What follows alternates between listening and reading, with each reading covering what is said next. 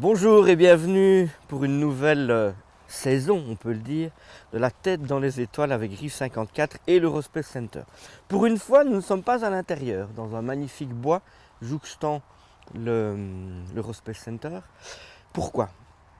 Au mois de mars 1963, à l'issue d'un vol spatial russe qui a permis au premier homme de marcher dans l'espace, Alexis Leonov, il s'est passé quelque chose.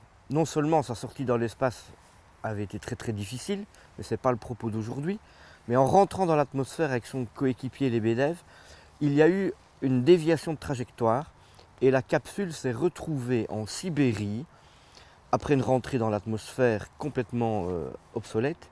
Ils se sont retrouvés dans 2 mètres de neige, accrochés dans un sapin avec les loups qui hurlaient autour. Et ils ont dû attendre plus de 24 heures qu'un hélicoptère de secours ne les retrouve et vienne les rechercher. Ça nous a donné l'idée qu'on pourrait créer ici à l'Eurospace Center un exercice avec cette aventure comme toile de fond, si vous voulez. Et donc on a imaginé qu'une capsule russe, Soyouz, se retrouve tombée en plein milieu d'un bois et que les astronautes doivent évidemment apprendre à survivre le temps que les hélicoptères de secours ne viennent les rechercher. Et donc, qu'est-ce qu'ils vont faire? Quelles sont les différentes étapes à passer à partir du moment où ils retombent sur Terre jusqu'au moment, et ils ne savent pas quand, ça peut durer des heures, ça peut durer des jours, et qui sait même des semaines, qu'est-ce qu'ils doivent faire pour survivre le temps qu'on vienne les retrouver? Et c'est donc l'idée de cet exercice en 14 étapes chronologiques, c'est important évidemment. Il faut, à partir du moment où on retombe, faire les différentes étapes pour survivre jusqu'à ce qu'on vienne les rechercher. On imagine dans notre histoire qu'un des astronautes, un des cosmonautes, est blessé, a une jambe cassée. Il y a quelque chose qui lui est tombé dessus dans la capsule au moment de l'atterrissage. Voilà une reproduction de leur capsule. C'est une bulle à verre qu'on a transformée, il manque 20 cm. Vous imaginez qu'ils sont à deux là-dedans, 28 000 km/h autour de la Terre, un parachute s'ouvre, ils restent accrochés dans l'arbre là au-dessus et ils doivent installer un camp pour survivre. Première chose à faire évidemment, c'est quoi? C'est s'occuper de l'astronaute blessé, donner sa position, survivre avec un feu. Et on va faire un réflecteur de feu. Donc ils vont allumer un feu ici, la trappe de la capsule se trouve ici, elle est ouverte, les cosmonautes sont à l'abri à l'intérieur. On va faire du feu et avec cette petite barrière en bois, la chaleur va être répercutée à l'intérieur de la capsule. Alors je ne vais pas faire tous les détails, c'est à vous de les trouver évidemment, les différentes étapes. Elles sont inscrites sur les différents panneaux et vous avez 3 questions, 3 possibilités de réponse et vous ne pouvez pas passer à l'étape suivante tant que vous n'avez pas évidemment la bonne réponse. Alors bien sûr on a besoin d'eau pour survivre, mais s'il n'y en a plus à l'intérieur des réserves du Soyouz, qu'est-ce qu'on fait? On a un lac pas loin, de l'autre côté de la route de l'Eurospace Center.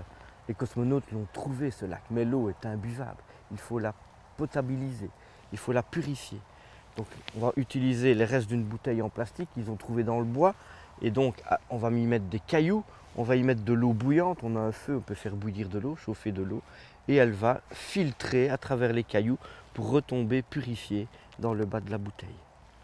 On a besoin de fabriquer un brancard également, avec des branches. On va utiliser le scaphandre du cosmonaute blessé, on va y introduire dans les 2 jambes des branches, des minuscules troncs d'arbres, et on va en faire un brancard.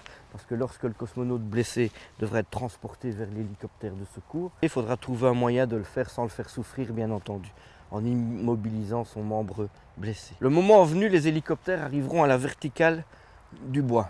Impossible de se poser ici. Il faut trouver une zone dégagée pour que l'hélicoptère de secours puisse se poser. Mais il faut aussi indiquer l'emplacement du camp à cet hélicoptère-là.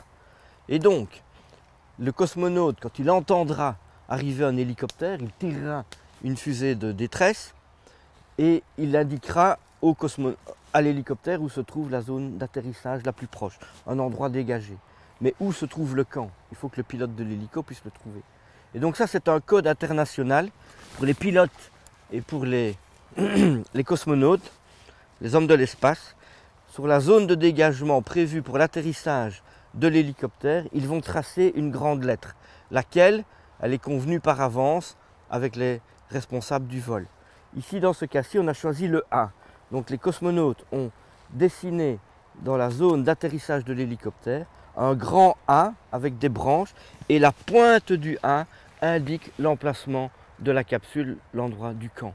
Et donc quand l'hélicoptère va se poser, ils n'ont qu'à suivre la pointe du A pour se diriger droit sur l'endroit où se trouvent les cosmonautes. Bienvenue donc pour découvrir notre nouvelle zone de survie à l'Eurospace Center, faire l'exercice comme si vous étiez vraiment des cosmonautes en perdition. À bientôt pour une nouvelle aventure, la tête dans les étoiles.